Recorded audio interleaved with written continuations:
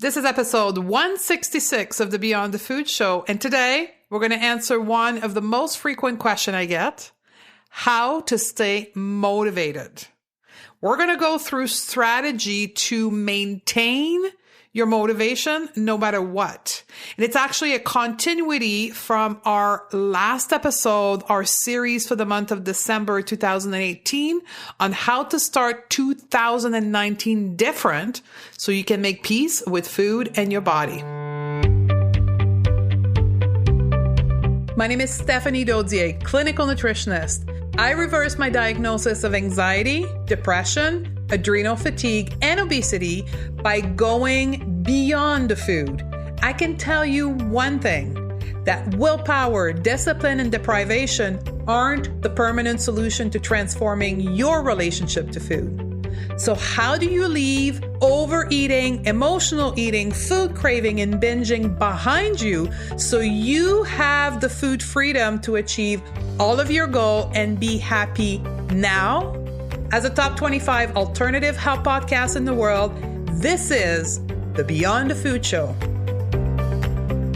Hey ladies, welcome in. If you're listening live or close to live, it's around December the 7th. We're like 14 days from the holiday break and less than 25 days away from the new year.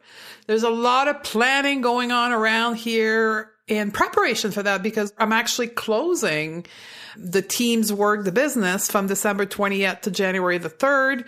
Nobody in the team will be working except one person, and that is me. I'll be on customer service duty. So if you're one of our clients, I'll be there, the one answering your emails during that almost 10 days period.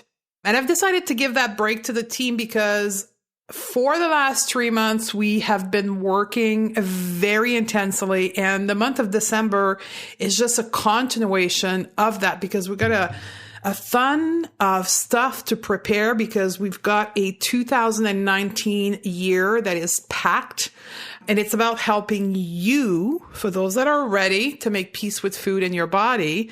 And some of those workload is actually going on right now. So as of December the 4th, if you are on the wait list for the next session of the Going to Beyond the Food Academy, you've received a communication from us that we have our gift card promotion available right now. So if you haven't read your email, you're late in your email, go in your inbox right now. If you wanted to join us in January, this gift card program will allow you to lock in the price of 2018 for $697 instead of the price it's going to move up to in 2019, which is $897. And this is designed for the ladies that have decided that this year their Christmas gift allocation was actually going to be something significant. And that's a request that we've had from a few ladies on the wait list. They wanted to pull the gifting capacity of their family, maybe their partner, their hubbies, their kids, and actually get themselves their registration for the Going to Beyond the Food Academy. So through this program, you can send a link to your husband and kind of suggesting it. That's what some women have been doing. You will get a gift certificate in your name with a unique code, and come registration time in January 6th, you'll use your code and get 100% off and get your entire registration paid for at $200 less than what the registration fee is for 2019. Now, this offer is not combinable. I don't know if that's even the word. Combinable with other offer, because that's $200 off, but it is a great promotion. So there's a link in the show note today. If that's something that interests you, you can go check it out. We also have one more thing we have to do before we go on holiday, on vacation, is the Food Freedom Challenge. The Food Freedom Challenge starts January 1st. And I kind of hesitated to do that. And actually, more than hesitated, I've never done any program that started on January 1st, way back to the days where I had a clinic, because I didn't wanted to give the feel that this was a reset and a resolution program and a weight loss program and all that stuff. I've always denied doing anything. And as I'm working through my all or nothing mindset, right? We've talked about that recently on the podcast. That's me. So I'm actively working on healing that part of me. I question myself as to why I wasn't giving you something on January 1st as an option to the other reset and detox and Whole30 program that starts on January 1st. And you know what? I decided to do it this year. So the Food Freedom Challenge is kind of the entry level program. It's 25 days. It's just 4 modules. It's all about emotional eating. We're doing it together as a group. We get the module all at the same time. We have coaching calls together. And the whole thing is very affordable. The whole challenge altogether is $197, everything included. And we have a $50 coupon that will be emailed to our community member to apply to the $197 on December the 11th. That's when we open registration. So watch your email. If the Food Freedom Challenge is something you want to start with and consider the Academy later, watch your email December the 11th for the coupon. So there's a lot of stuff going on your way, right? And there's a lot of stuff that we have to work 1 to 2 months ahead of you to deliver to you with high quality. And that's what we're doing right now. So that said, the podcast for the month of December was all about starting the new year, January 1st. That you do the challenge or not, that you join the Academy or not is irrelevant, but that you have some tool to start the year differently, right? And one of the biggest hurdle that many of you come across is motivation, right? Like, what the heck is wrong with me? I'm not motivated. When I fall off the wagon, I can get back on the wagon. I'm do good for 2 weeks and then I just crumple. Like, what is going on? Like, what is going on with me that I cannot sustain my motivation to achieve my goals, whatever the goals are? The first thing I want you to know, there's nothing wrong with you. There's nothing broken inside of you. There's nothing you're missing inside of you or in your body that makes motivation so difficult. It's probably because you're going about being motivated in the wrong way that is not succinct with your mind, body, spirit, and mental body, like your whole self, and that leads you to failure. So what we're going to share today is not your typical BS. Like, I was doing some research before the podcast. I'm like, oh my God, the stuff they put on the internet, right? The top 25 tips for motivational weight loss in the new year kind of stuff, right? Things like plant a carrot or a reward halfway, hang a picture of your ideal body on your mirror. Put a picture of your fat body on the fridge so you don't open the fridge. Get competitive with your girlfriend and do a weight loss challenge. Post daily on Instagram. The worst that I've seen so far today in researching this podcast, daily weigh-in to keep you accountable. Like, holy schnoot. Because I know there's kids listening. I could use other words. Holy schnoot. That makes me want to, vomit. Like, seriously?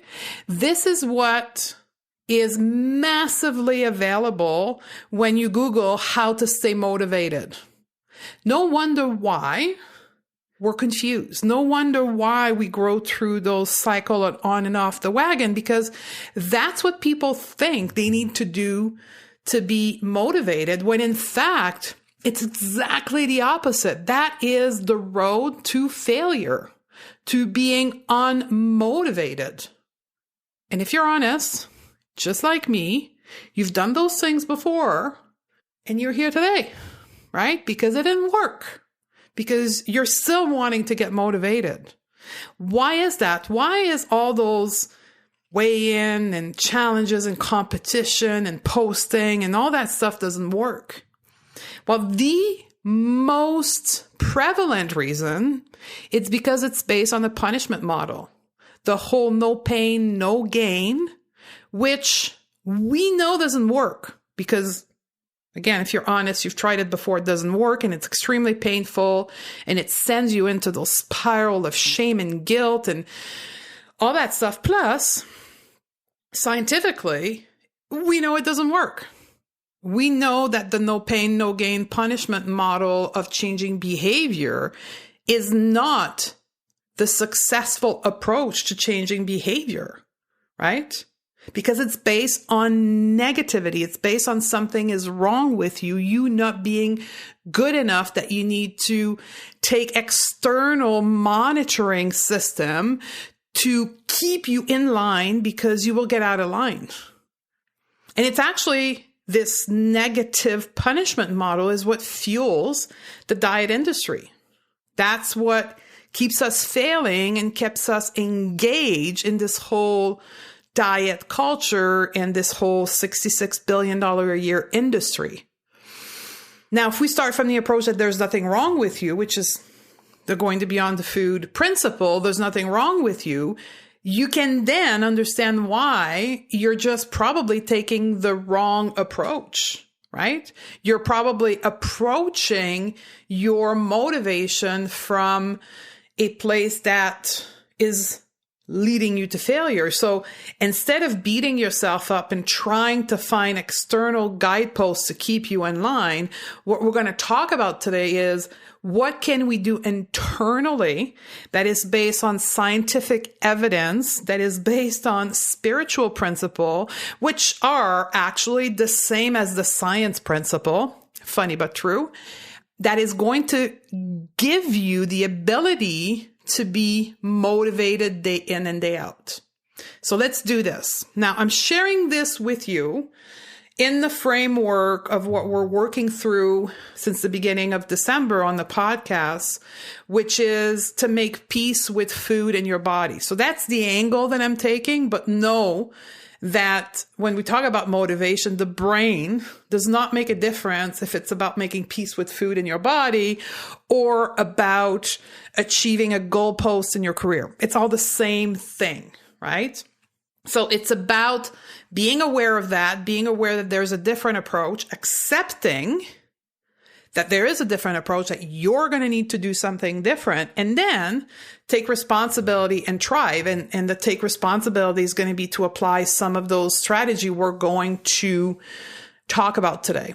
Now, I'm very familiar with that because that was my life, right? I felt stuck all the time. And this whole time of the year for me was the same thing as it was for you in the past. It was all about jumping into a program on January 1st with strict rules that would keep me in line and keep me feeling that I had to work hard because that was the way to be successful, right? And I can think of exercise as being one of those things. And exercise for me, which I call movement in the constraint of our method, is something that I have to work at to be motivated. And it's because I've had it for years in my head that exercise was about changing my body and it had to be no pain, no gain. I have training in that. I mean, up to a year ago, I was a certified personal trainer. Like I was into this whole fitness world intensely, and I still have some residual in my subconscious mind that I have to work on, right? So very familiar with this. So what I'm going to say to you is things that I had to go through as well. So very first strategy I want you to consider is what type of motivator are you using? Are you using an internal motivator or an external motivator? So an external motivator is competition with others, for an example, avoiding a punishment, a cheat day, right? As some would say, or changing the weight of your physical body, changing the size of certain part of your body, grades in the case of schooling, or even career, right? It's about achieving something outside. Internal motivator is about internal feelings. So curiosity about your own self, your self-discovery, self-satisfaction, achieving a behavior change that you think is going to enhance your life, a sense of achievement. So these are the two different categories of motivator, and science is clear. External motivator doesn't work. Internal motivator is what drives motivation long-term and consistency. Why is that a scientific fact? Because internal motivator activate a part of your brain that engage the pathway of motivation in your brain. Motivation is a process in your brain. It's a structure, it's a sense, it's a activity in your brain that incorporate two main parts of your brain, your insula, which is the intuitive center of your brain, and the amygdala, which is the emotional center. So motivation is not something we have or we don't have. It's instead something we cultivate with our internal motivator, with our intention, right? Intention can be external or internal. When we choose an internal motivator, we activate those parts of the brain. And the key to sustaining motivation is to be clear on your intention, on your internal motivator, on your why. It's all the same thing.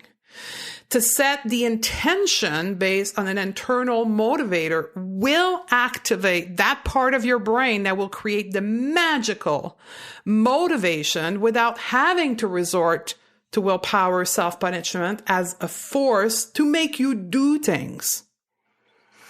And ladies, this is in every part of your life. Personal, career, family, and yes, your health. You have to set your intention. And that is strategy number one. The point of action that you must do is set your intention from an internal motivator standpoint, your bigger why, your higher purpose. It's not an external goal. It is something you want to do for you, about you, that is based into feelings. And there's two big categories in that, right? Feelings can be categorized as love or fear, right? If you take the family of feelings, it's either feeling of love or fear. And goals that are external are most of the time, 99% of the time, fear-based. It's about, example, weight loss, about hating your body, wanting to change it, and wanting to lose weight. Or changing the size of your tights. Again, fear-based. If I keep those ties, people are going to judge me. People are going to call me lazy. I can't wear a bikini because people are going to say I'm too ugly, like fear-based intention. But on the other hand, if somebody says, I want to feel free from food obsession, that's love.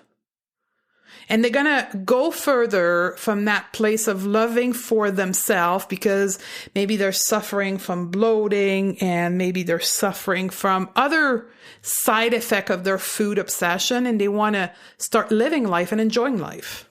So they're going to ask themselves question like, is it possible for me not to follow a diet? Right? That is love-based intention. So set your intention for your goal that you're trying to achieve from an internal motivator that is based around love. That's strategy number one. Strategy number two is about gratification. That same part of your brain that is your motivational pathway, your insula and your amygdala, is also tightly intertwined with your reward system in your brain, right? So engaging gratification will engage your reward center, engage those part of your brain, and it's actually going to produce dopamine in your brain. Dopamine is a neurotransmitter. Think of it like an hormone if you want, that tells your body to do and feel and be happy, joyful, serene. Like dopamine is about the happy hormone, right? So when you use gratification, you engage the reward center, which produce dopamine, which engage the motivational pathway in your brain. And then you're happy and motivated at the same time. So gratification is about celebrating the small win. It's about being compassionate with yourself. It is about presenting yourself with self-compassion in your journey instead of punishment, right? Shifting from punishment, shifting from judgment to self-compassion. That's why if your goal is based on external factor, that is fear-based, you are going to have a hard time celebrating the small win and feeling gratified and engaging your reward center because you're based out of fear. The fear and self-compassion don't work together. This is so important that it is actually 2 modules in the Academy, 2 different modules, 1 hour lecture on each piece, because that's what's drive your ability to be motivated, your ability to sustain your action of transformation for a long time. So celebrate the small win along the way every day. Every day when you're seeking transformation and betterment of yourself, there is wins every day. You have to put the glasses in your eyes that's going to allow you to see those small wins and then gratify yourself, tap yourself into the back, recognize yourself, put a smile on your face, do a happy dance to engage all those components of your brain so you can sustain your motivation. The third strategy is about expecting highs and lows. It's life. You have to expect that it's not going to be perfect. No matter what you're working on, that it is behavioral, psychological, spiritual, physical, there's going to be lows. And part of the reason why we don't want those lows is because we have this mindset that we have to be perfect because perfection means we're worthy. Right? So if that's you, we just did a podcast on that, 162, the all or nothing mindset, or podcast 70 was also about the illusion of perfection. So go back to that. So wipe off perfection and then engage yourself in expecting mistake, errors, lows, and then ask yourself, what can I learn from my lows? What can I learn about myself to make me a better version of myself that I can do differently the next time? Take those lows as a learning experience. When you engage with your lows like this, it avoids this whole feeling shame, feeling guilty because I was supposed to be perfect. I was supposed to get my crap together really quickly and then binge your way through shame. So, strategy of expecting highs and low. And the last one, strategy number 4, is remind yourself of your intention often. So that intention we set in strategy 1, post it everywhere around you, in your bathroom mirror, in your phone main screen, in your car, post it everywhere until it becomes the way for you to think. The way for you to engage with your goal. We do that again in the Academy in lesson 2, where we post our desired feeling everywhere to be reminded. And obviously the quality of those intentions is everything, but you want to stay focused because you're reprogramming your brain to focus on other motivator, an internal motivator, instead of what you've done your whole life, which is external. So it's going to take time. And the best way to change a habit is repeat, repeat, repeat. So post it everywhere. That's it.